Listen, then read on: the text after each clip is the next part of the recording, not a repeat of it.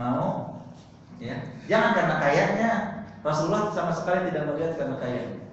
Tapi karena melihat memang Khadijah radhiyallahu anha ini seorang wanita yang berakal.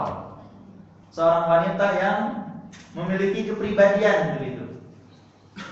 Bukan seorang wanita yang centil, seorang wanita yang kemenye, yang manja-manja, yang pikirannya enggak jelas, tapi benar-benar seorang wanita yang matang, yang berakal, melihat mana yang maslahat, mana yang mafsadah, mana yang bermanfaat, mana yang bermudarat, benar-benar melihat, sehingga mencari suami pun lihat, bukan karena kayanya, bukan karena apapun, tapi lihat seorang sosok yang baik, yang jujur, yang saleh, yang kerja keras.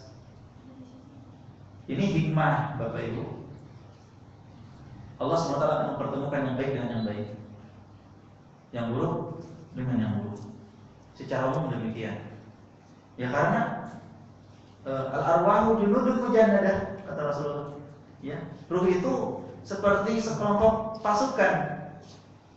Fama ta'arafa minha talafa wa ma tanakara minha talafa.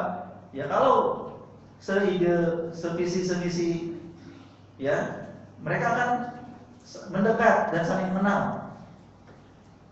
Kemudian apabila berbeda, ya akan menjauh. Waktu yuru, bibit kelihatan kok.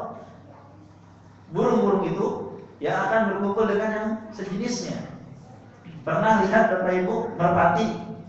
Ya, merpati gabung sama gagak. Ngobrol asik ngerumpi gitu. Nggak ada. Ya burung pipit, dia sama burung pipit. Ya, sama sejenisnya. Orang yang suka gibah ya kumpul sama yang gibah, nggak jauh beda. Orang yang cinta dunia akan kumpul dengan yang cinta dunia, nggak akan jauh beda. Maka Khadijah yang baik mencari suami yang baik, ketemu. Rasulullah juga yang baik mencari istri yang baik, ketemu. Walaupun janda, ya, walaupun janda tidak masalah, selama baik orangnya, bagus akhlaknya. Waktu itu belum diutus menjadi Rasul, jadi belum ada agama, tapi diperlihatkan ya pada akhlaknya. Nah inilah ya Bapak Ibu, pentingnya memilih pasangan dengan penuh penelitian. Bukan karena keterburu-buruan, tapi diteliti yang lama, yang panjang. Kalau sudah bagus, mantap, ya baru. Karena Khadijah itu memperhatikan Rasulullah sekian lama, ya. Bahkan diuji dengan diberikan modal.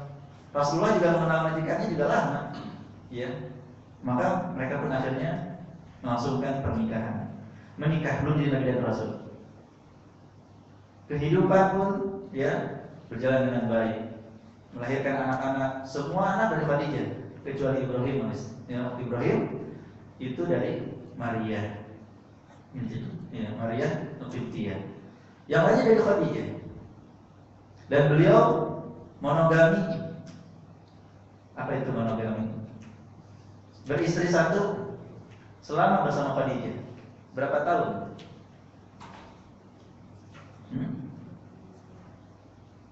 Berapa lama? Dari 25 sampai 40 berapa? 43 betul tidak? Ya. Berarti berapa? Ya, waktu yang sangat lama. Sisanya poligami sebentar. Berarti monogami dengan poligami lebih lama mana? Monogami. Iya. Ini kenapa? Peran istri yang soleha. Ya, peran istri yang masya Allah. Yang kata orang 4 rasa. Saya nggak tahu rasa apa aja. Yang jelas, ya ini sangat berpengaruh sekali. Karena pada asalnya para suami itu enakan mikirin satu istri apa 2 istri sih? Capaian mana kira-kira? Dari sisi harta yang diserahkan lebih capaian mana? Tanggung jawab lebih besar mana? Capek yang poligami itu. Ya, sedikit pengalaman. Iya, tanggung jawab lebih besar. Tanggung jawab tidak seperti ketika istrinya satu. Apalagi di akhirat nanti bisa miring kalau kita tidak adil. Makanya ketika punya istri yang masya Allah itu nikmat yang luar biasa. Nikmat yang luar biasa yang tidak perlu maling kanan ke kiri. Ya. Jadi bagi para istri berusahalah. Tapi walaupun sudah berusaha, kalau Allah sudah menakdirkan, tidak ada yang bisa keluar dari ketetapan Allah Subhanahu wa taala. Jangan nanti para istri bilang begini, saya sudah seperti Khadijah, saya sudah solehah, saya sudah begini begitu, kenapa suami saya tetap poligami? Qadarullah, sudah sabar ya Bu ya. Iya selesai, itulah masalahnya, sudah takdir. Dan tidak mesti yang poligami itu istrinya nggak baik. Jangan berpikiran demikian. Wah poligami berarti istrinya nggak solehah. Tidak.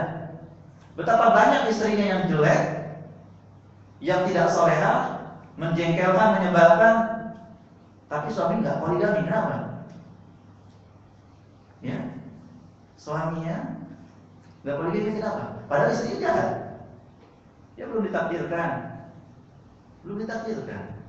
Ya, walaupun setiap malam sang suami berdoa, ya Allah berikanlah istri yang lain. Mungkin gitu ya. Mungkin saya katakan.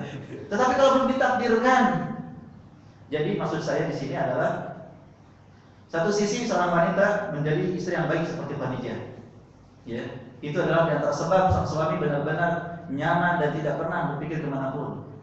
Satu sisi wanita juga harus siap menerima takdir Allah Subhanahu wa taala. Walaupun sudah salehah, walaupun misalkan seperti sudah Khadijah, tapi suami tetap poligami, itu sudah takdir Allah. Karena betapa banyak istri-istri yang tidak salehah, yang jahat, yang menyebalkan, tapi suami tetap tidak bisa poligami walaupun setiap malam berdoa. Karena belum ditakdirkan.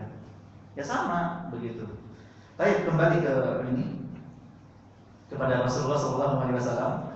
Ya, bersama Khadijah membina rumah tangga, berbuat baik, menerima tamu, memuliakannya, menolong orang yang kesusahan, membela kebenaran. Itu yang dilakukan Rasulullah SAW. Sehingga disenangi oleh istrinya, oleh anak-anaknya, disenangi oleh tetangganya, oleh masyarakatnya. Tetangga sebelahnya itu siapa? Abu Lahab. Abu Lahab itu punya dua anak laki-laki, dinikahkan dua-duanya. Ya, sama Ummu Kulsum sama Ruqayyah dinikahkan. Saking senangnya sama tetangga. Itu Abu Lahab. Mereka ya senang sama Rasulullah. Sampai-sampai ketika ya Quraisy berselisih untuk siapa nih di antara kita yang menaruh Hajar Aswad ketika ya membangun Ka'bah. Mereka bilang, kita lihat siapa yang masuk dari pintu itu. Ternyata Rasulullah Sallallahu Alaihi Wasallam. Senang tidak?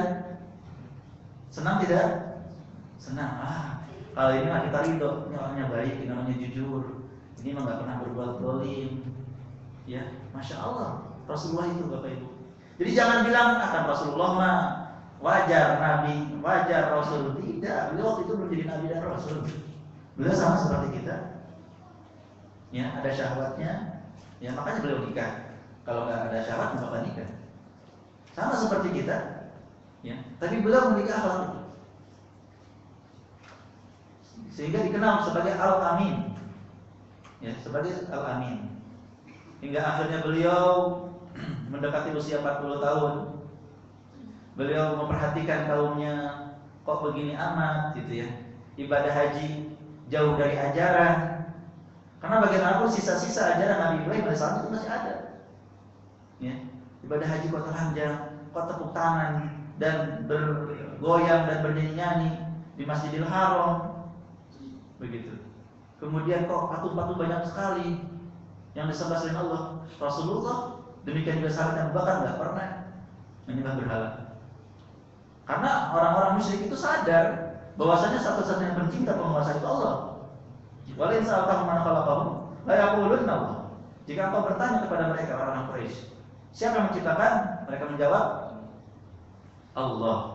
Mereka paham rububiyah. Tapi kenapa? Kok mereka beribadah selain Allah? Itu yang direnungkan oleh Rasulullah SAW. Belum lagi berzina di mana-mana. Belum lagi peperangan. Ya, keamanan tidak menentu. Ya. Sehingga beliau pun akhirnya lebih suka menyendiri di Gua Hiro. Nah, kemarin itu sampai di sini pembahasannya. Ya, kemarin sampai di sini pembahasannya. Betul tidak? Ada tidak yang hadir ya? Pak Ian hadir nggak? Astagfirullah. Iya, Pak Ian. Berarti nggak ada yang hadir sama sekali. Ya, antum hadir? Alhamdulillah. Betul sampai di sini? Betul ya? Alhamdulillah ya. Dan nanti Pak Ian, kalau siapa yang menghubungi anak, tolong diingatkan sampai bab ini, gitu. Karena takut lupa. Karena juga agak ragu-ragu tadi itu sampai mana nanti. Jazakallahu khairan. Baik, kalau begitu kita selanjutnya mulai setelah murojaah. Jamnya nggak tahu gitu.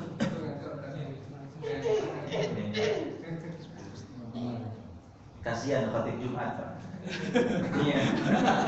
Ini udah berapa menit saya khutbah gitu kan. Jadi mudah-mudahan bisa langsung diganti Pak ya. Bentar.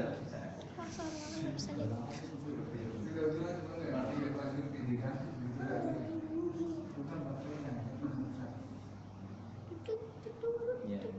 Biar kita bisa melihat waktu, bisa mengira-ngira. Alhamdulillah, dengan demikian kita akan masuk pada pembahasan baru, yaitu fase atau awal mula Rasulullah SAW menjadi Nabi dan Rasul. Ya. Jadi masa 40 tahun beliau sebelum Nabi dan Rasul sudah selesai kita bahas. Dan ini sangat penting loh Bapak Ibu. Tolong dimurojaah ya, yang fase 40 tahun sebelum Nabi dan Rasul. Karena kalau yang jadi Nabi dan Rasul itu sering dibahas di mana-mana. Kita harus begini, begitu, dalilnya ini, dalilnya itu.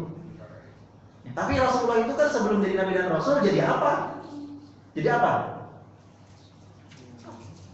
Jadi apa?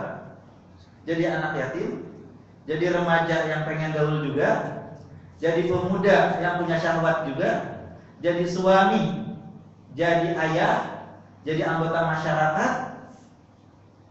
Coba diperhatikan, itu juga perlu dipelajari. Ya. Nilai-nilai yang ada pada diri beliau ini dapat dari mana? Pendidikan siapa? Orang tua sudah meninggal. Nah, Bapak Ibu, jadi mohon dimurojaah itu pembahasan sebelum beliau menjadi Nabi dan Rasul. Dan sekarang kita akan bahas ya, kondisi atau keadaan ketika Rasulullah SAW mulai pada masa diangkat menjadi Nabi dan Rasul. Sudah disebutkan sebelumnya bahwa beliau sering ya menyendiri beberapa bulan sebelum usia 40 tahun itu karena dia ingin memikirkan kayaknya kehidupan yang sesungguhnya itu nggak begini gitu. Kok acak-acakan banget. Terutama mereka-mereka yang beribadah kepada selain Allah Subhanahu wa taala. Apa bisa orang menyembah roti gitu. Ketika lapar rotinya dimakan, Tuhan minta maaf. Ya, ada yang menyembah patung, menyembah kuburan, kok enggak jelas sekali. Maka beliau pun akhirnya mengasingkan diri uzlah dan beliau pilih Gua Hiro. Nah, ketika beliau di Gua Hiro itulah malaikat Jibril alaihissalam turun membawa wahyu. Bapak Ibu, siapa malaikat Jibril? Ya malaikat ya. Baik, yakin ada malaikat? Malaikat Jibril itu benar-benar malaikat? Ada atau itu sebuah mitos? Ya. Sebagian orang jarang membahas beriman kepada malaikat. Itu mah udah pastilah ada malaikat selesai. Menganggap ringan gitu. Padahal di luar sana banyak yang terkena syubhat yang menolak keberadaan malaikat dan menolak keberadaan iblis. Bukan cuma orang awam, tapi orang yang berilmu sekalipun, doktor sekalipun, profesor sekalipun, bahkan yang disebut ulama dan kitab tafsir yang tersebar di mana-mana. Iya. Di antaranya siapa? Muhammad Rashid Ridho. Syekh Muhammad Rashid Ridho dengan tafsirnya Al-Manar, beliau dikritisi dari tafsirnya karena sisi ini. Ya, keimanan beliau terhadap malaikat, kepada jin, iblis. Ya, menganggap bahwasanya malaikat itu adalah ibarat dari suatu kebaikan. Ya, kemudian jin atau iblis adalah lawannya, keburukan. Dan sebelumnya para ahli filsafat menolak keberadaan malaikat dan iblis ini. Ya mereka mengatakan ini hanya sebuah simbol saja. Ada lagi yang lebih parah, mengatakan malaikat itu virus-virus yang bermanfaat, iblis itu virus-virus yang mudarat. Nah, jadi keimanan kepada malaikat ini perlu dikuatkan kepada kita, kepada keluarga kita. Karena banyak yang akhirnya kufur kepada Allah melalui jalan tidak beriman kepada malaikat. Sehingga menjadi rukun di antara rukun-rukun iman kepada malaikat ini. Karena penting, siapa yang kufur kepada malaikat, ya kufur kepada semuanya. Ketika seseorang menolak keberadaan malaikat, maka mereka pun menolak keberadaan Jibril. Ketika kita membahas Jibril turun membawa wahyu kepada Rasulullah SAW, itu khayalan kata mereka. Itu enggak benar. Malaikat Jibril tidak pernah ada, itu mitos. Nabi Muhammad itu memang aslinya pintar. Seorang yang memang memiliki otak yang cerdas, yang pandai, yang apa namanya sih itu? Kalau saking pintar itu namanya disebut apa? Jenius. Abqari. Seorang yang jenius. Sehingga Nabi Muhammad itulah yang sebenarnya kata mereka yang mengarang Al-Quran. Bukan dari malaikat Jibril. Jibril nggak ada. Mana buktinya sampai sekarang? Nggak pernah kelihatan. Lihat, Bapak Ibu, satu sisi saja keimanan didobrak itu nyerempet ke yang lain. Kalau mereka sudah berhasil melemahkan keimanan terhadap malaikat, diantaranya kepada malaikat Jibril, berarti wahyu tidak pernah ada. Kalau begitu Al-Quran itu buatan Rasulullah. Al-Quran nyontek dari kitab-kitab terdahulu. Perkataan-perkataan terus diulang. Nah, ini sangat mengerikan. Bahkan ada seorang wanita ngakunya, kita tidak tahu benar atau tidak. Seorang wanita di Mesir ngakunya dulu akhwat salafi katanya. Saya juga bercadar, tapi saya melihat saya telah tersesat. Sehingga yang benar itu tidak pernah ada wahyu. Alhamdulillah. Jadi untuk membahas dalam masalah ini kita harus iman dulu terhadap malaikat. Benarkah ada malaikat? Siapa malaikat? Makhluk Allah. Goib atau tidak? Goib, apa artinya goib? Tidak terjangkau oleh panca indera. Tidak terlihat, ya wajar namanya juga goib. Tidak bisa disentuh, tidak bisa didengar, karena goib. Kecuali ketika malaikat itu menampakkan diri atau menyerupai seorang laki-laki, baru bisa. Tapi malaikat adalah makhluk goib yang diciptakan oleh Allah Subhanahu wa taala dari apa? Dari cahaya. Yang ditugaskan untuk melaksanakan apa yang diperintahkan oleh Allah Subhanahu wa taala. Dalilnya dari kitabullah, dari sunnah Rasulullah itu sudah sangat banyak. Dan ini adalah pembahasan akidah tentunya. Tapi kita berikan isyarat agar untuk pelajari kembali iman kepada malaikat itu, supaya kita lebih kuat.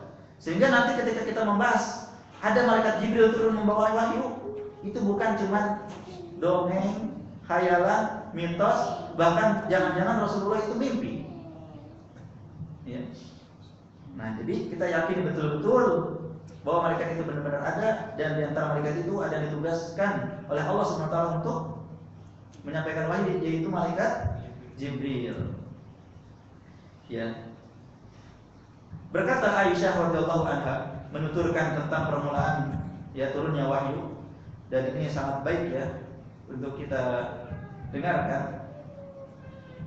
Beliau berkata radhiyallahu anha, wahyu yang mula pertama dialami oleh Rasulullah SAW adalah berupa ar-ru'ya as-salihah, mimpi yang benar dalam tidur. Beliau tidak bermimpi melainkan sangat jelas, sejelas fajar subuh yang menyingsing. Kemudian beliau mulai suka menyendiri setelah itu, dan beliau melakukannya di Gua Hira, di mana beliau beribadah di dalamnya selama beberapa malam. Selanjutnya kembali ke keluarganya dan mengambil perbekalan untuk itu. Kemudian kembali lagi kepada istrinya. Disebutkan dalam beberapa riwayat Khadijah radhiyallahu anha saking setianya nurut dia sama suami, itu nggak pernah protes. Jadi bapak ibu kalau suaminya misalnya keluar untuk bekerja, keluar untuk berdakwah, jangan protes. Keluar terus sih. Keluar terus. Kemana aja? Ya. Jadi suami jadi dikontrol sama istri. Abi, sudah jam 8, pulang. Waduh. Ini sudah berubah ini fungsinya. Ya. Tapi boleh ngasih saran tentunya, ngasih nasihat dengan kata-kata yang lemah lembut.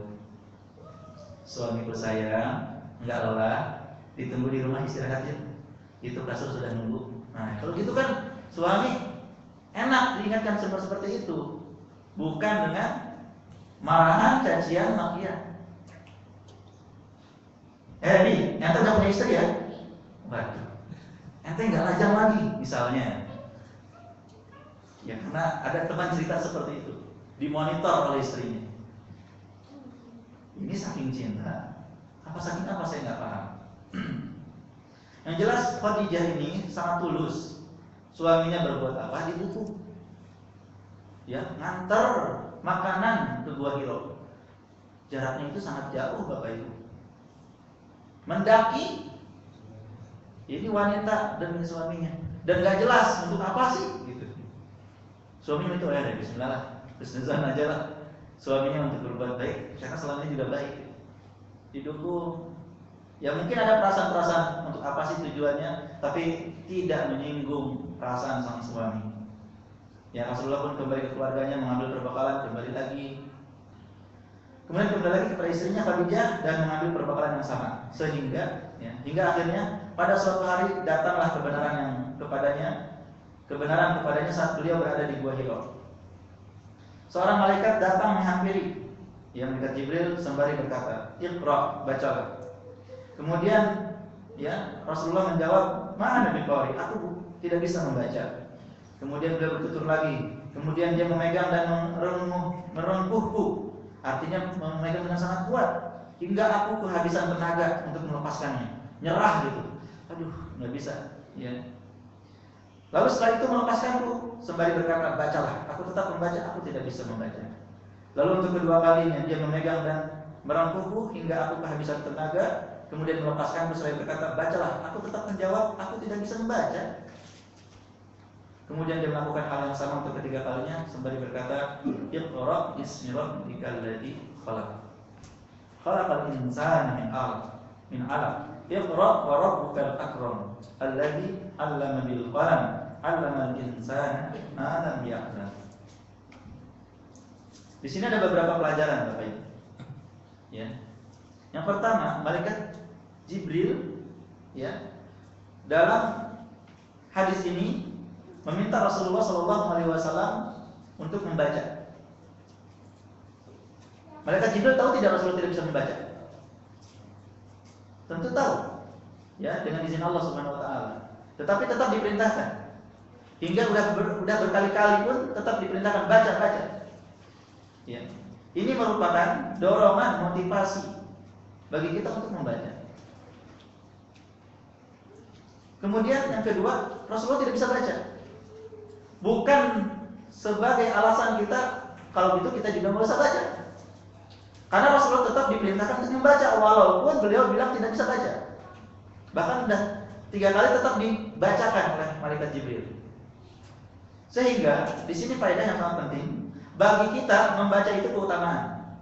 Bagi Rasulullah SAW tidak bisa membaca itu justru keutamaan. Jadi kita bisa membaca itu keutamaan. Bagi Rasulullah SAW tidak bisa membaca justru itulah keutamaan. Kenapa keutamaan? Mengapa Rasulullah SAW tidak bisa membaca kok dipuji? Dan beliau nyata tidak bisa baca tulis. Beliau itu ummi. Sama seperti keumuman masyarakat Arab saat itu, ummi. Tidak bisa baca tulis. Apakah beliau tidak cerdas? Apakah beliau tidak bisa? Allah jadikan tidak bisa membaca. Mengapa? Untuk menangkal tuduhan-tuduhan bahwasanya beliau membaca dari kitab lain atau menulis Al-Quran dengan tangannya sendiri.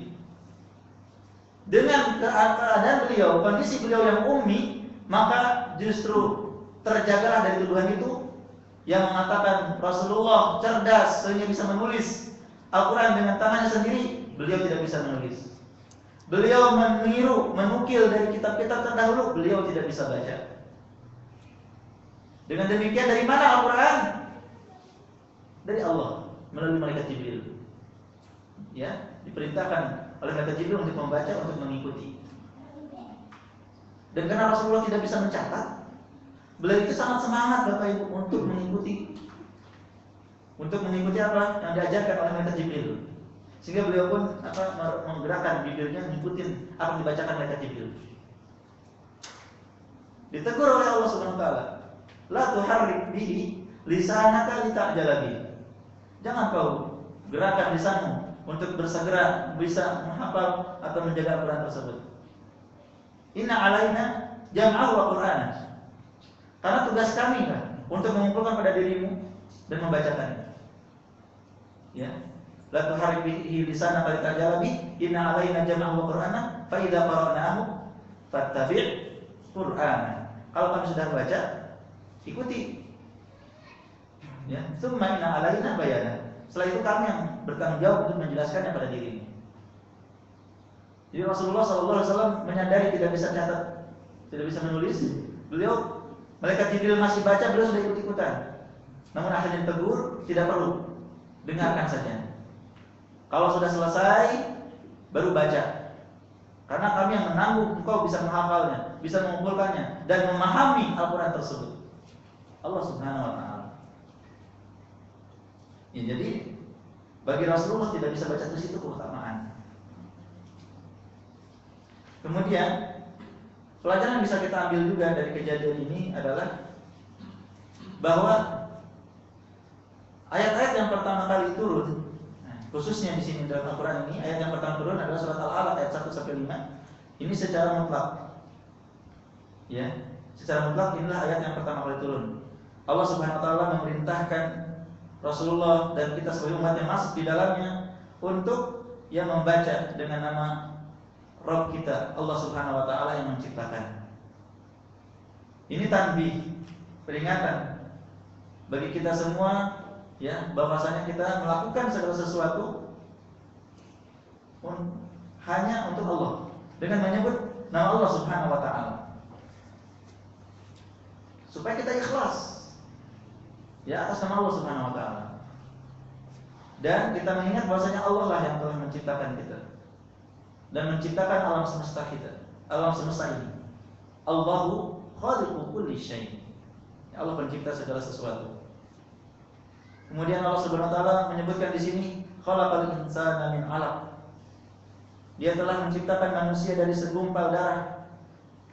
Ya, sebelumnya dari nutfah, kemudian dirubah menjadi segumpal darah. Sesuatu yang tidak masuk di akal, ini berubah jadi manusia. Tapi Allah menciptakan demikian. Iqra wa rabbukal akram. Bacalah dan Rabbmu yang paling pemurah, ya. Tidak ada yang lebih murah daripada Rabb dalam segala hal. Yang paling mulia. Kita minta manusia, orang beri terus gitu ya. Kita udah puji dia. Masya Allah dia mah enggak pelit. Dan Allah itu jauh lebih daripada manusia itu. Kalau kita saja tidak bosan mengajukan proposal kepada orang tersebut, proposal datang lagi dan selalu turun. Kenapa kepada Allah seseorang bisa bosan dengan mengatakan da'awtu falam yustajab li? Saya sudah berdoa tapi belum dikabulkan. Saya sudah capek berdoa. Ya, saya sudah berkali-kali berdoa tapi belum dikabulkan. Ya. Kita mengajukan proposal rapi tidak? Rapi ya. Kadang sampai disampul. Tulisan tangan atau mesin tik atau udah komputer sekarang? Sekarang Bapak coba yang biasa dapat, bukan Bapak deh. Seseorang yang biasa dapat uluran atau dana dari proposal, rubah cara bikin proposalnya.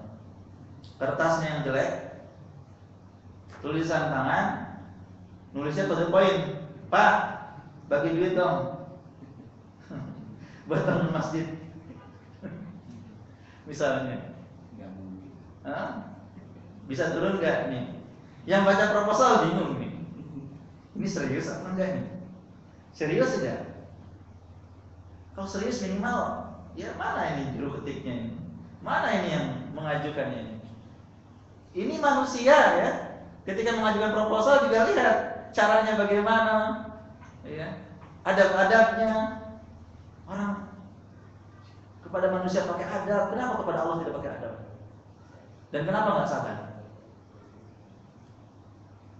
Ada syarat-syarat yang harus dikabulkan, yang harus dipenuhi ketika ya seseorang meminta kepada Allah. Maka dipenuhilah syarat itu. Penuhilah syarat itu. Jangan cuma ketika kita proposal kita bagus, tapi giliran kepada Allah kita asal-asalan. Dan Allah tidak akan mengabulkan yang asal-asalan. Terburu-buru saja, yang merupakan syaratnya adalah tidak terburu-buru, tidak akan membuat seseorang dikabulkan. Bapak baru ngajuin proposal, ya, kemudian bapak nagih terus, Pak, kapan dananya turun? Pak, kapan dananya turun? Bapak jangan pelit ya, saya sudah sering minta ke bapak proposal, tapi kira nggak ngasih. Itu orang kira-kira jadi ngasih apa enggak? Aduh, ini orang ya ngajuin proposal atau minta. Ini saya misal, bukan berarti Allah seperti makhluk, ya.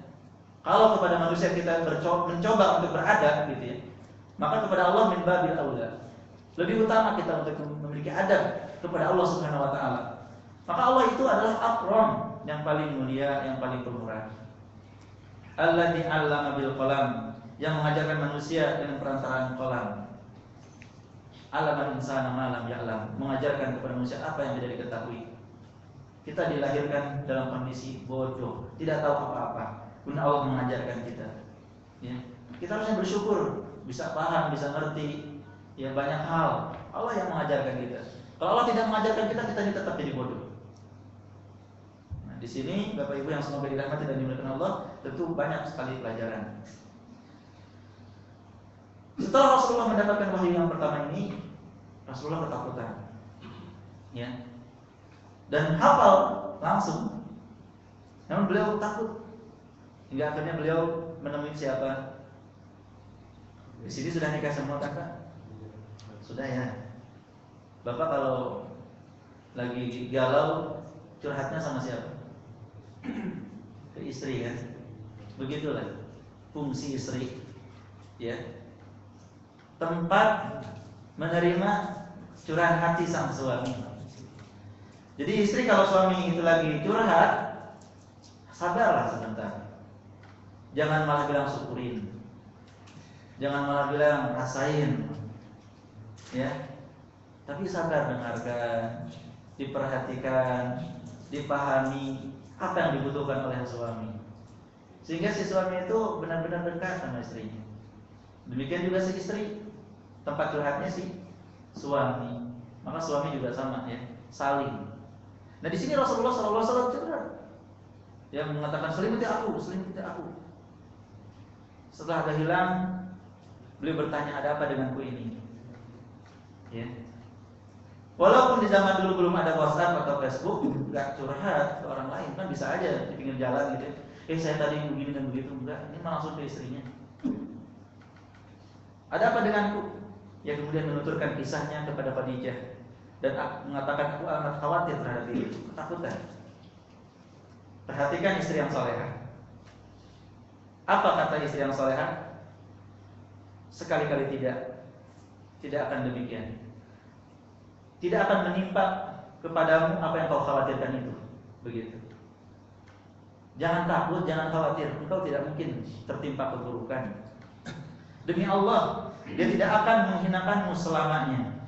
Allah tidak akan menghinakanmu selamanya. Kenapa? Ada alasan. Sungguh engkau adalah penyambung tali kerabat, tali silaturahim. Jadi beliau itu enggak pernah bermasalah sama keluarga-keluarga gitu. Kalaupun ada yang bermasalah, beliau sambung. Karena menyambung tali silaturahim itu bukan hanya sekadar yang baik kita sambung, kita tidak. Termasuk kesempurnaan menyambung tali silaturahim adalah menyambung yang memutusmu. Ada keluarga mengatakan saya tidak mau menganggap Anda sebagai anak, sebagai adik, sebagai saudara. Jangan kemudian kita siapa butuh, siapa takut, silakan aja. Semoga hancur, bukan. Tapi ya kita minta maaf, ya kita deketin terus, kita tetap kasih hadiah, tetap SMS, tetap telepon, walaupun ditolak, walaupun tidak dibukakan gerbang itu. Terus menyambung, itulah orang yang menjalin silaturahim. Walaupun mereka memutuskan kita, ya, walaupun mereka memutuskan kita. Dan ini bukan yang kaya miskin, siapapun kerabat yang memiliki hubungan rahim dengan kita. Kalau tetangga bukan silaturahim, itu mah berziarah, ya, nyambung ukhuwah imaniyah. Silaturahim itu khusus yang memiliki hubungan rahim, kerabat. Ini perlu diluruskan juga pemahaman. Ya, kita silaturahim yuk. Hubungan apa itu sama anak? Kerabat bukan gitu ya. Maksudnya mungkin ya kita sambung tarik kekeluargaan, ukhuwah. Kata Khadijah radhiyallahu anha, engkau itu adalah penyambung tali silaturahim, pemikul beban orang lain yang mendapatkan kesusahan. Masya Allah. Bisa Bapak seperti ini kita? Ada yang susah di sekitar kita, pasti kita tanggung. Senang nggak kira-kira? Senang tidak? Ya, berat sama dipikul, ringan sama dijinjing. Ini sebenarnya kehidupan yang sesungguhnya. Ya, kehidupan yang sesungguhnya demikian. Jadi kalau kita ini berteman, kita ini bersaudara, harus siap. Jangan kita cuma pengen berteman, teman kita susah dibiarkan. Ya, itu menyakiti perasaan. Abu Hurairah radhiyallahu anhu mengenal seseorang yang pelit, tapi pengen jadi teman dekatnya, pengen jadi saudaranya. Ya Abu Hurairah, jadikan aku sebagai saudaramu. Kata Abu Hurairah apa? Jika engkau rela makanan menjadi makananku, kita saudara. Mau enggak? Kita kenal Abu Hurairah itu miskin. Jangan saudara-saudara doang. Ya, yang satu pakai baju bagus, yang ini compang cantik. Yang satu makan enak, yang ini kelaparan. Ini saudara macam apa ini? Omong kosong. Persaudaraan seperti ini. Ya kita harus sama-sama, Pak. Yang susah ditanggung. Ya kalau kita berat sendiri, ajak teman. Ini ada saudara kita ini susah. Aduh, kita kan nyari duitnya berat. Nyari duitnya capek, nyari duitnya kan repot. Kerja keras, masa gratis banget dikasihin ke temen? Itulah Pak, iman yang lemah. Ya, kita mengira kita kalau berinfak iman berkurang. Teori mah sudah sering disampaikan sama Pak Ustadz, betul tidak? Mana qasad sadaqatun min malin, ceramah-ceramahnya. Sedekah tidak akan mengurangi harta. Tapi masalahnya yakin enggak? Kita yang sudah tahu ini yakin enggak? Itu praktek karena yakin yang kurang, Pak. Ilmu itu kan bertingkat-tingkat. Ada orang hanya tahu, belum yakin. Makanya menuntut ilmu itu perlu berkali-kali. Jangan kemudian temanya sama, saya pernah belajar 10 tahun yang lalu. Sudah belajar 10 tahun yang lalu, kita nggak belajar lagi. Masya Allah, ini kesalahan besar. Walaupun kita sudah berkali-kali belajar masalah yang sama, ilmu itu butuh keyakinan, butuh supaya kuat. Bahkan untuk mempraktekkan ilmu butuh ilmu juga.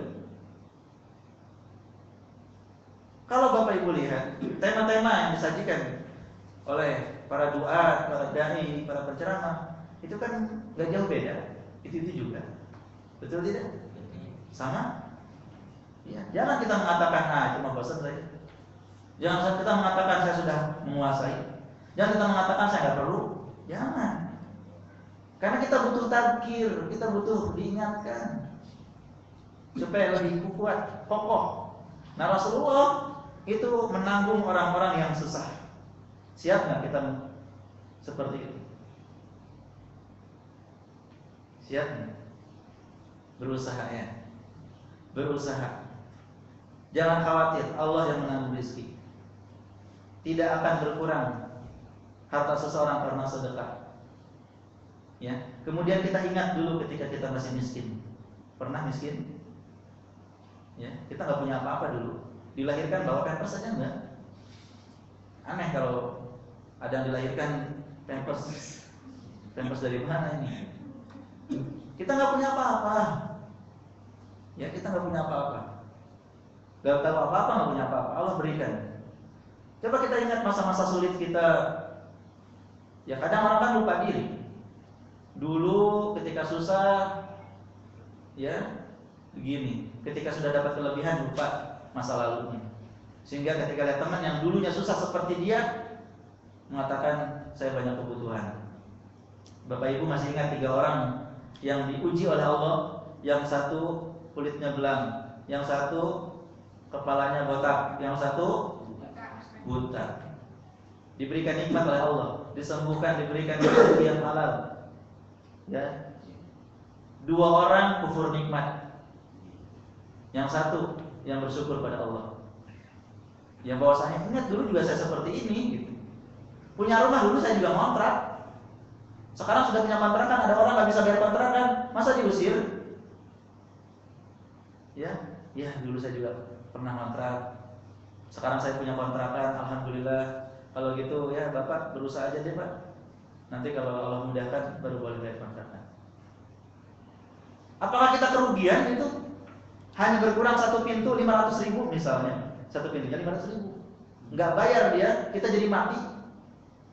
Gara-gara dia nggak bayar kontrakan, kita jadi hancur semuanya. Saya yakin tidak. Cuma karena sifat bakhil dan kufur nikmat kepada Allah, sehingga mereka pun tega mengusir dari kontrakannya karena tidak mampu membayar. Harusnya kita carikan solusi, berikan pekerjaan supaya dia bisa bayar. Minimal istrinya kerja di rumah kita mungkin, ya, sehingga gratis kontrakannya sampai dapat uang gitu. Nah inilah Rasulullah SAW memikul beban orang yang mendapatkan kesusahan. Pemberi orang yang papa, yang miskin, di sisi beliau pasti dikasih. Dan beliau nggak takut miskin. Itu sampai beliau meninggal begitu Pak. Bukan cuma ketika ada Khadijah, salah. Yang menganggap ya wajar aja kan kaya. Ada Khadijah, enggak. Rasulullah itu pernah punya kambing antara 2 lembah. Ada yang minta dikasih. Masuk Islam langsung. Teriak-teriak, wahai kaum, masuk Islam. Karena Rasulullah Muhammad SAW itu berinfak tidak takut miskin. Ya walaupun kehidupan beliau sederhana. Kehidupan beliau bersama istri-istrinya sederhana, tetapi beliau berinfak nggak sayang-sayang.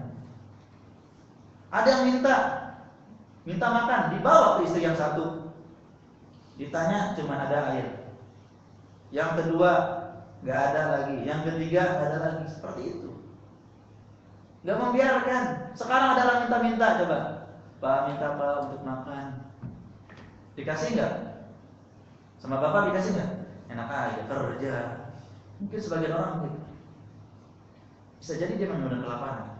Di rumah nasi mungkin 1 langsung. Dikasih 1 piring gak bakal kelaparan untuk keluarga. Tapi masya Allah kulitnya. Oh iya Pak sebentar Pak ya. Ambil kertas, dibungkus kasih lauk ini Pak. Semoga bermanfaat. Saya nggak bisa ngasih uang. Ini nasi. Diterima kalau mereka lapar itu. Ya, jangan sampai kita biarkan orang-orang miskin papa itu ya hidup dalam kesusahan. Penjamu tamu Rasulullah SAW. Jadi kalau ada orang yang bertamu kepada kita, nggak pelit. Jangan sampai orang setiap kali bertamu Indomie lagi. Ya kali-kali ya Pak dadar telur. Kan lumayan itu. Ya tentunya menjamu tamu itu semampunya. Kita tidak harus mengutang-utang, tidak mesti gitu. Apa yang ada dikeluarkan. Sekarang di kulkas ada yang mentah daging sapi, waduh. Tadinya buat rendang, ada tamu sekarang. Ya sudah, kasih bumbu, iris-iris kecil-kecil. Jadi apa namanya itu? Ya yang penting digoreng lah, ada bumbu. Yang penting bisa dimakan ke daging. Nih, makan. Ada tamu, ya atau nggak sebentar ada uang bisa beli dulu ke pasar, bisa beli dulu ke warung makan gitu kan. Dijamu tamunya, jangan pelit, sehingga tamu itu merasa terhormat, tamu itu merasa istimewa. Ya ini adalah kebaikan. La yunadukum hatta yukrim daifahu. tidak beriman sempurna, tidak sempurna iman seseorang di antara kalian sampai memuliakan tamu. Ya, muliakan tamu kita, Pak. Apalagi tamu itu kerabat, ini double-double. Jangan setiap kali kerabat datang, maaf ya nasi lagi nggak ada. Aduh, nasinya nasi kering. Maaf nih lagi krisis padahal ada uang. Jangan. Jangan. Ayo kita menjadi orang yang penyambut tamu. Disambut tamunya. Ya. Ini Rasulullah SAW. Serta pendukung setiap upaya penegakan kebenaran. Ini Rasulullah. Bagaimana caranya keadilan itu terjadi, kebenaran itu terbentuk, didukung oleh Rasulullah SAW. Tidak cuek, tidak mengurusi dirinya sendiri saja. Itu urusan orang. Ya, di RT-nya, di desanya ribut-ribut, peduli ada apa ini? Gitu. Jangan udahlah urusin diri kita sendiri. Rasulullah SAW ada orang terzalimi di Mekah. Ya, kemudian ya meminta bantuan sehingga akhirnya ada hilful fudul. Ada sumpah setia untuk menolong orang yang terzalimi. Sumpah setia untuk menolong orang terzalimi. Siapapun yang terzalimi di sini harus kita bantu. Rasulullah ikut bersumpah. Siap berjuang mati-matian membela orang yang terzalimi di sini bersama teman-teman yang lain, bersama masyarakat yang lain. Ya, jadi kebenaran itu bagaimana supaya tegak, beliau dukung. Ya, gimana dakwah supaya berjalan dengan baik misalnya. Ini masjid baru didirikan. Ada masjid tetangga diganggu. Gak apa-apa, pindah aja lah ke masjid sini. Jangan seperti itu.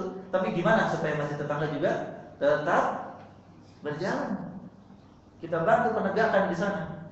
Ya, apalagi ketika ada musuh-musuh dakwah yang berusaha mempersulit dakwah. Kita dukung, kita bantu. Jangan kita cuek. Ya kami dukung dengan doa lah. Itu pun dengan dusta, ngomong doa doang, nggak didoakan. Kalau kita mampu ke sana, kita punya kenalan, datangi. Ini ada masalah apa masjid ini? Gitu. Diselesaikan. Bukankah ada masjid-masjid yang disegel, sekolah-sekolah yang akan disegel? Kita bantu dengan semampu kita. Semampu kita. Mungkin yang ngurusin butuh dana kan? Ya sudah, kita transfer aja lah. Bapak, ini kita transfer, barangkali ada yang membutuhkan buat ongkos, buat menjamu tamunya yang di situ untuk ngurusin, buat konsumsi, atau untuk memberi kepada aparat misalnya, bisa saya dengan dana saya. Mudah-mudahan bermanfaat perjuangan di sana. Saya belum bisa ke sana karena keterbatasan waktu dan tenaga. Artinya kalau ada upaya-upaya penegakan kebenaran, kita ikut serta. Ini Rasulullah SAW. Nah, ini pelajaran yang penting. Orang yang memiliki kepribadian yang baik, akhlak yang baik, itu akan terhindar dari keburukan. Dan ini fitrah yang ada pada diri manusia. Khadijah belum masuk Islam tadi. Tetapi secara fitrah orang yang baik itu selamat, betul tidak? Orang yang baik itu akan ditolong. Orang yang baik itu akan hidup nyaman. Gak mungkin ada yang jahat, makanya heran. Ini kenapa sih pulang dijahatin? Yang perasaan dia orang-orang baik deh. Nah, berarti kalau ada orang yang bersikap buruk kepada kita, atau mungkin ada musibah menimpa kita, jangan kita husnudon pada diri sendiri, suudon sama Allah. Ini kebalik Bapak Ibu. Seharusnya kita suudon pada diri kita, husnudon pada Allah. Suudon pada diri kita, maksudnya bagaimana? Ini pasti karena kesalahan saya. Sebagaimana kata Rasulullah SAW, "Faman wajada khairan falyahmadillah, wa man wajada ghaira dzalik fala yalumanna illa nafsah." Barang siapa yang mendapatkan kebaikan, hendaklah dia memuji Allah. Jangan bangga, jangan sombong. Dan barang siapa yang mendapatkan selain itu keburukan, jangan sekali-kali menyalahkan siapa-siapa. Ini gara-gara si fulan, ini gara-gara suami saya, gara-gara istri saya, gara-gara guru saya, gara-gara orang lain disalah-salahkan. Ujung-ujungnya akan Allah nanti. Jangan salahkan siapa-siapa kecuali dirimu sendiri. Tuduh dirimu sendiri. Pasti ini karena taksir. Karena apa? Kita yang kurang melaksanakan tugas kita yang kurang memperhatikan diri kita dan orang lain, kita yang tidak baik, dosa-dosa maksiat kita. Introspeksi diri. Ya. Ini pasti. Wa ma asabakum min musibah fa bima kasabat aydikum wa ya'fu an katsir. Musibah apa saja yang menimpa kalian itu karena ulah tangan kalian sendiri, itu pasti. Tabrakan. naudzubillah, celaker, kecelakaan. Gak usah nyalahin siapa-siapa. Ya, kita istighfar saja sama Allah, bertaubat atas segala dosa dan maksiat. Mungkin ada orang yang terzalimi, ya, mungkin ada tukang parkir yang kita nggak bayar, mungkin, ya, semua orang tukang parkirnya mendoakan dasar pelit, semoga. Bisa jadi itu karena ulah-ulah kita sendiri. Ya, jadi ketika Rasulullah baik, Khadijah, ya, fitrahnya kau orang baik, nggak bakalan terkena keburukan. Jadi kalau ada musibah di diri kita, keluarga kita, harta kita, bisnis kita, apapun, berarti karena keburukan kita. Kita perbaiki. Kemudian Bapak Ibu, ya, yang semoga dirahmati dan dimuliakan Allah Subhanahu wa taala. Setelah selesai Khadijah radhiyallahu anha menenangkan Rasulullah sallallahu alaihi wasallam. Ini adalah istri salehah, ya, menenangkan suaminya kalau ada masalah. Walaupun suaminya salah, ya jangan langsung disalahkan. Ini sih gara-gara A, B, C. Ini sih gara-gara, ya, ayah ini dan begitu. Itu bukannya malah tenang, malah nyesek di dada. Ya, tetap ditenangkan dulu. Setelah tenang, ya barulah Khadijah berangkat bersama beliau menemui Waraqah bin Naufal, ya, sepupunya Khadijah. Dan dia adalah seorang penganut agama Nasrani pada masa Jahiliyah dan mampu menukil beberapa tulisan dari Injil dengan tulisan Ibrani sebanyak yang mampu ditulisnya atas kehendak Allah. Dia juga seorang yang sudah tua renta dan buta. Maka berkatalah Khadijah kepadanya, "Wahai sepupuku, dengarkanlah cerita dari keponakanmu ini." Pelajaran sebelum kita lanjutkan cerita ini, bahwa agama Nasrani, ya, dianut juga oleh sebagian bangsa Arab. Ya, meskipun agama yang diajarkan oleh Nabi Isa dan Nabi Musa alaihissalam itu untuk Bani Israel, tapi mereka juga menyebarkan juga ke bangsa Arab. Di antara tujuan penyebaran agama mereka itu, ya, mereka sebenarnya rugi orang lain itu menganut agama mereka, rugi sebenarnya. Mereka pengennya tetap ateis minimal lah, gitu. Tapi karena kepentingan ekonomi, kepentingan politik dan kepentingan yang lain, mereka pun, ya, menyebarkan, karena kalau sudah satu pemahaman akan mendukung program-programnya. Dan Waraqah bin Naufal ini adalah penganut agama Nasrani yang taat, yang jujur, ya, yang tidak jahat begitu. Sehingga kita akan saksikan nanti ketika Rasulullah SAW menyampaikan, beliau membenarkan. Berkata Waraqah, "Wahai keponakanku, apa yang kau lihat?" Lalu Rasulullah SAW membeberkan pengalaman yang sudah dilihatnya. Waraqah berkata kepadanya, itu adalah namus. Ya, ini adalah namus, yaitu makhluk kepercayaan Allah, Jibril, yang telah Allah utus kepada Nabi Musa. Andai saja aku masih bugar dan muda ketika engkau nanti diutus, andai saja aku masih hidup ketika engkau diusir oleh kaummu. Rasulullah SAW bersabda dengan keheranan, apakah mereka akan mengusirku, kaumku? Selama ini kan baik. Selama ini kami hubungannya baik, gak pernah ada yang mengganggu satu sama lain. Mereka akan mengusirku gara-gara diutus? Dia menjawab, ya. Waraqah mengatakan, ya. Tidak seorang pun yang membawa seperti yang kau bawa ini, syariat, ya, tauhid dan syariat yang lain, melainkan akan dimusuhi. Dan jika aku masih hidup pada saat itu, niscaya aku akan membelamu dengan segenap jiwa ragaku. Ya, belum lama Waraqah pun meninggal dunia dan wahyu pun terputus. Nah, di sini Bapak Ibu yang semoga dirahmati dan dimuliakan Allah, bahwa permusuhan yang terjadi antara kaum Quraisy dengan Rasulullah itu bukan karena akhlak sedikit pun. Bukan karena akhlak Rasulullah nggak menyenangkan gitu. Bukan karena kejahatan Rasulullah, sama sekali bukan. Tetapi karena isi yang didakwakan Rasulullah itu bertentangan dengan apa yang mereka yakini. Jadi ini mengandung beberapa faedah. Di antaranya, jangan kita tuduh setiap kali yang terganggu dakwahnya, ini pasti dai-nya nggak benar nih. Langsung nyalahin dai-nya, atau nyalakan jamaahnya. Ini pasti ada kesalahan dari jamaahnya. Jangan, belum tentu. Belum tentu. Kalau belum ada investigasi jangan bilang pasti, Mas. Ya. Belum tentu. Karena bisa jadi dai-nya sudah lemah lembut, dakwahnya sudah benar. Dasarnya masyarakat yang membenci dakwah, membenci tauhid dan sunnah, mereka bertindak negatif. Ya, jangan kita ikut membel seperti yang dikatakan oleh musuh-musuh dakwah mengatakan. Ya dengan sebutan misalnya Wahabi itu di mana-mana dibenci, Wahabi itu di mana-mana tidak bakalan aman. Karena mereka yang kasar, karena mereka yang jahat, karena mereka yang begini disebutkan. Tidak mesti itu. Meskipun akhlaknya baik, dakwahnya dengan pelan, seperti yang dijalankan oleh Rasulullah, itu kaumnya tetap mengusir kan Rasulullah. Maka kalau ada terjadi pengusiran, terjadi huru-hara atau keributan, itu tidak harus salahnya berasal dari si dai atau jamaah atau dakwah itu sendiri. Tidak mesti. Yang kedua, ya ini penyeimbang bahwa jangan sampai dakwah itu tertolak karena keburukan akhlak kita. Ya jangan sampai. Karena Rasulullah SAW ditolak bukan karena akhlak buruk, bukan karena buruk akhlaknya, bukan karena sikap yang tidak baik kepada tamu, kepada tetangga, bukan, tetapi karena isi dakwah yang mulia ini. Dan mereka tidak mau kebenaran, mereka mau kebatilan.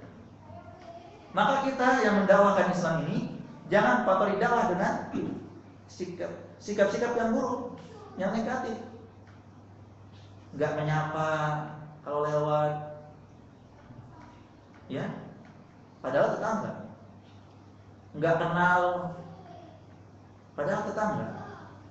Enggak berbagi, ya, suka menyakiti, mengganggu, walaupun suara radio, walaupun ngaji Al-Quran, tapi kalau orang lagi tidur kebangun dan keberisikan, itu mengganggu. Kontrakan petakan berjejer, kita nyetel radio kenceng banget misalnya. Tujuannya sih ingin mendakwahi, ujungnya jadi mengganggu. Bisa jadi orang terganggu. Nah jadi kita jangan merusak itu dengan sikap-sikap yang buruk kepada yang makmum. Nah di sini Rasulullah SAW dikabarkan oleh Waraqah kaumnya akan mengusir. Ini warning, kesiapan mental bahwa siapapun yang mendakwahkan Islam akan mengalami nasib yang sama. Jadi kalau ada orang, saya alhamdulillah dakwah tenang-tenang aja, nggak pernah ada gangguan segala macam, itu jangan begitu. Maksudnya jangan bangga dulu. Manusia itu tidak senang sebenarnya. Ya, suatu saat mereka akan mencari celah, mereka akan mencari cara. Artinya kita jangan terbang dulu di awang-awang seakan-akan masyarakat mendukung kita atau masyarakat tidak akan menggulikan, tidak akan menghancurkan. Mereka itu ingin kalau punya kekuasaan, ya. Cuman karena beberapa faktor saja mereka menahan diri. Ya, ada seseorang di awal-awal dirangkul semua kalangan. Ya kemudian dia pun menyampaikan kepada saudaranya, alhamdulillah semuanya merangkul saya. Artinya dari berbagai kelompok mau dengerin ceramah saya, maksudnya begitu. Maka saudara itu memberikan peringatan, tidak akhi, cepat atau lambat antum akan dibenci. Karena nggak mungkin selama dakwah antum hak, antum nggak mungkin dicintai oleh ahlul batil. Kecuali antum ahlul batil, bakal dicintai sama ahlul batil. Ternyata beberapa tahun kemudian benar yang terjadi. Ya, benar. Yang tadinya ya merangkul, dekat, senang, mulai menampakkan ketidaksenangan dan permusuhan. Kenapa? Karena disampaikannya al-haq, disampaikannya tauhid, disampaikannya sunnah. Ketika seseorang menyampaikan tauhid akan menyinggung kesyirikan, ahli kesyirikan pun panas jadinya. Teman-teman kok jadi begini? Ketika menyampaikan sunnah akan menyinggung bid'ah, maka ahli bid'ah pun jadi nggak suka. Makanya kalau ada dai disukai ahli bid'ah, ahli kesyirikan, tanda tanya, Pak. Serius. Kalau ada dai dicintai ahli bid'ah, ahli syirik, tanda tanya besar. Dakwahnya ini mengajak kepada apa? Apakah sudah memperingatkan umat dari bahaya syirik dan bid'ah? Kalau mau ceramah asal bapak senang ya silakan, itulah yang dijalani. Tapi itu bukan manhaj salaf dalam berdakwah, bukan manhaj Rasulullah SAW. Rasulullah siap diusir, Rasulullah siap dimusuhi karena menyampaikan kebenaran. Kita pun harus siap. Jangan kita nggak siap, jangan kita pengen aman terus. Maksudnya pengen aman di sini adalah, ya saya kalau berbicara tentang sunnah, kayaknya teman-teman dari golongan sini akan tidak suka. Ya akhirnya, ya bicara-bicara yang umum saja, bicara kejujuran semua sepakat, bicara birrul walidain semua sepakat, bicara ekonomi Islam semua sepakat. Cari materi-materi yang tidak akan berbenturan dengan orang. Ini adalah kesalahan dalam dakwah. Rasulullah mulia akhlaknya diusir, dimusuhi, bahkan akan dibunuh. Kemudian kita takut dijauhi oleh manusia. Kita takut dijauhi oleh manusia hanya gara-gara kita menyampaikan kebenaran. Ya tentunya bukan berarti kita serampangan dalam menyampaikan juga. Bukan berarti saya tidak takut dengan orang, bicara seenaknya tanpa melihat kondisi, tanpa melihat waktu, tidak demikian. Ya, Rasulullah adalah yang paling bijaksana dalam berdakwah. Jangan kita tuduh Rasulullah ini gak bisa lihat waktu apa ya, menyampaikan tauhid masyarakat belum siap. Tidak. Justru Rasulullah ini yang paling bijaksana, contoh teladan. Ya, maka ya ini juga harus siap bagi kita, peringatan bagi kita untuk siap. Apabila kita menyampaikan kebenaran, akan ada ahlul batil yang tidak suka. Kenapa sih mereka nggak suka, Pak?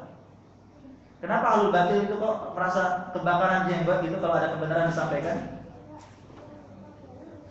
Karena kepentingan mereka akan hilang, akan berkurang. Kalau ya yang hak itu nampak, kebatilan akan runtuh. Otomatis mereka yang runtuh. Makanya nggak mau itu terjadi pada diri mereka. Maka mereka bela mati-matian kebatilan itu, apa yang mereka saat ini berjalan di atasnya. Nah, jadi ya kita harus siap menghadapi itu. Ya, apa sih rahasianya kok Bapak kayaknya diterima semua kalangan?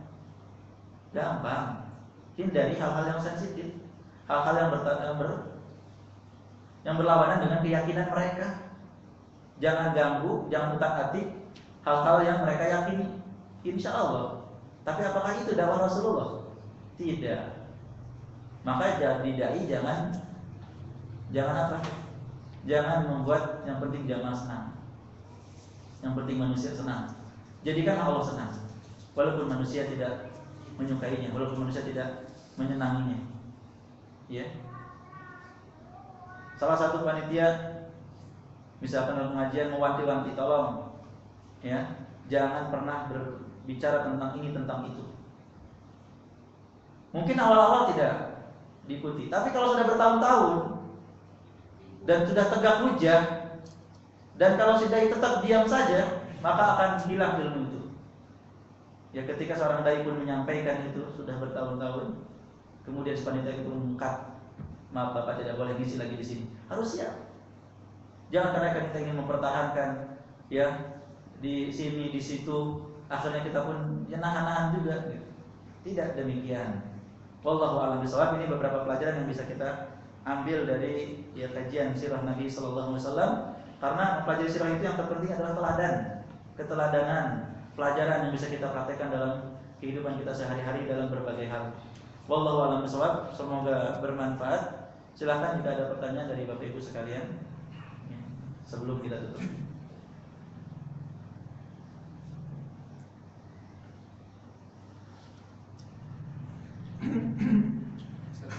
Terkait tadi keberanian itu, sejauh mana kita ya dalam masyarakat, kalau dalam levelnya bukan dai gitu, ya, kalau masyarakat, kalau ada undangan-undangan yang terkait kebid'ahan, itu cara menolak yang baiknya seperti apa, Ustaz?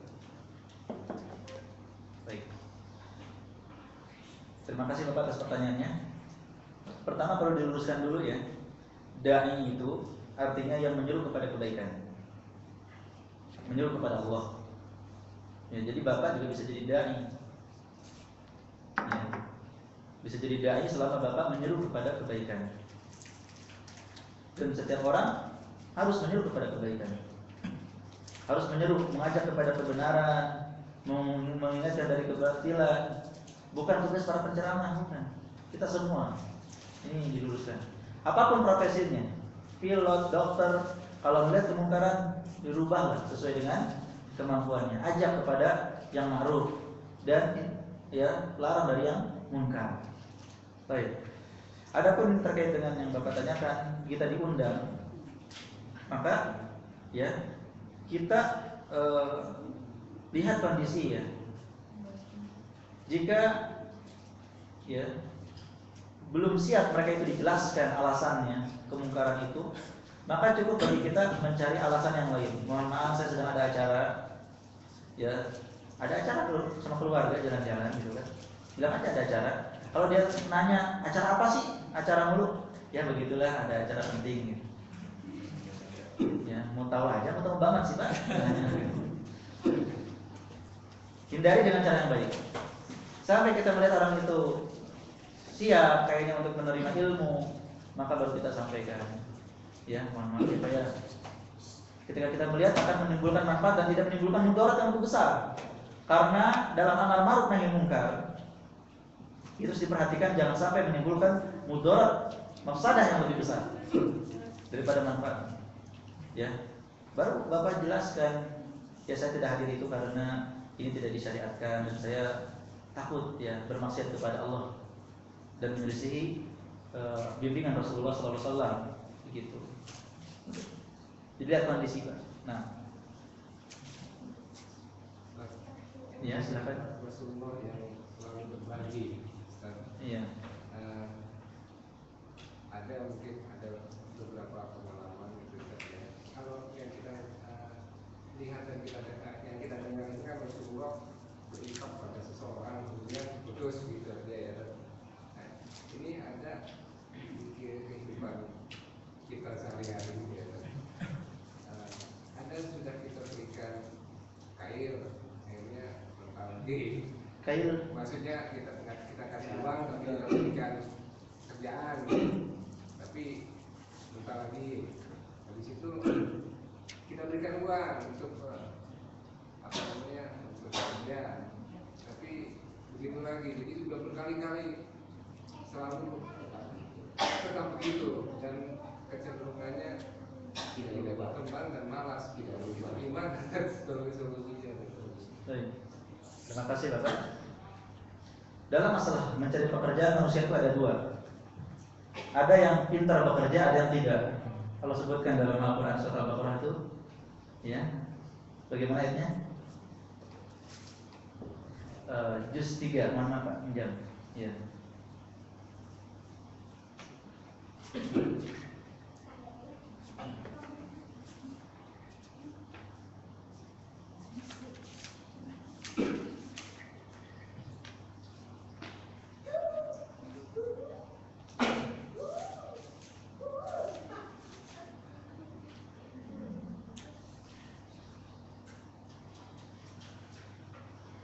Ayat yang ke-273.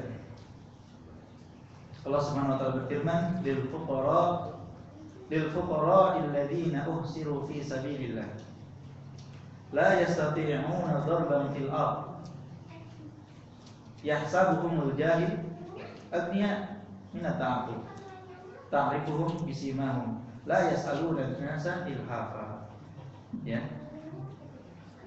Yang mananya apa yang kamu infakkan adalah untuk orang-orang fakir yang terhalang usahanya ya karena jihad di jalan Allah, sehingga dia tidak dapat berusaha di bumi.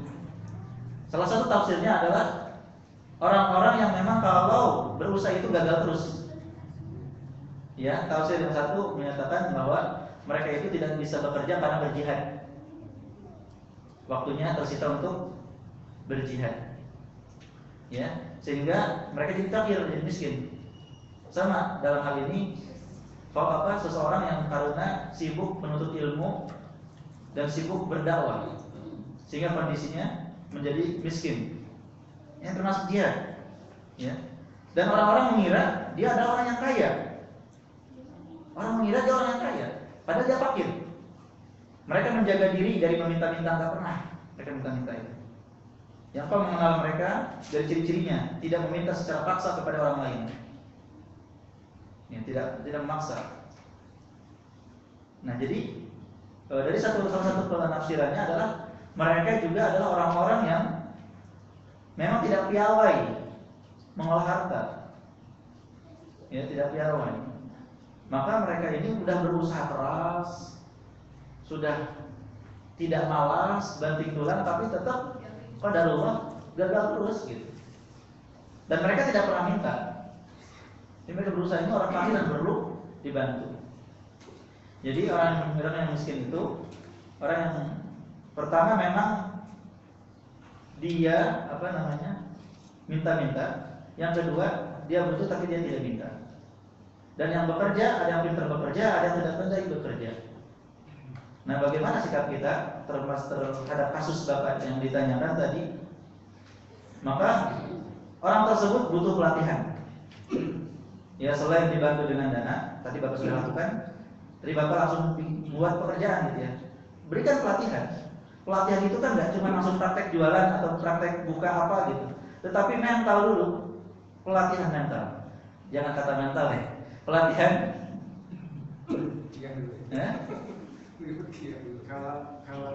Bukan itu. Maksud saya adalah pemikiran yang harus diluruskan. Ya, pemikirannya. Baiklah kita gunakan kata mental tadi. Ya, mentalnya itu harus dikuatkan. Mental sebagai seorang Muslim yang beriman, seorang mukmin yang tawakal kepada Allah, ya kan? Seorang mukmin yang hanya meminta kepada Allah. Kemudian seorang mukmin yang harus berusaha berikhtiar, seorang mukmin yang tidak pernah putus asa dari rahmat Allah. Kemudian setelah itu seorang mukmin yang sabar. Ini harus dibina, Pak. Artinya Bapak ngasih uang dengan ngasih ilmu itu lebih bermanfaat baginya ngasih ilmu selain ngasih uang. Ajak dia ke majelis ilmu. Kalau dia nggak mau ngaji, gak usah dikasih uang. Untuk apa? Misalnya seperti itu. Bapak, saya akan bantu, tapi Bapak sendiri di majelis ilmu. Ya, dikasih kesempatan dia untuk mencerna ilmu, mendengarkan ayat Allah dan hadis Nabi Sallallahu Alaihi Wasallam hingga menjadi mukmin yang kuat. Dan itu akan mempengaruhi nantinya. Tidak akan malas, tidak akan putus asa, tawakal meminta kepada Allah, sabar atas ujian yang dia terima, ilmu. Kemudian Bapak ajarkan juga setelah itu life skill, kemampuan. Ajarin dagang, ajarin cara nawarin. Kalau dia mau belajar, kita terus bantu. Kalau dia tidak mau belajar, terus bantu, Pak. Bapak saya ajarin ini. Ini tawarkan Bapak nih, bagi-bagi brosur. Ya, kebetulan saya ada travel, Bapak bagi aja brosur di sini. Dia nggak mau bagi brosur juga, Pak, padahal udah digaji sama kita. Berarti orang yang nggak mau dibantu. Sudah biarkan. Tetapi sebelum itu semua perlu pembinaan dulu dunia, karena ya banyak orang tidak paham masalah ini. Banyak orang pengen instan dalam mendapatkan rezeki, tidak mau berusaha. Jadi dia harus dihadirkan di majelis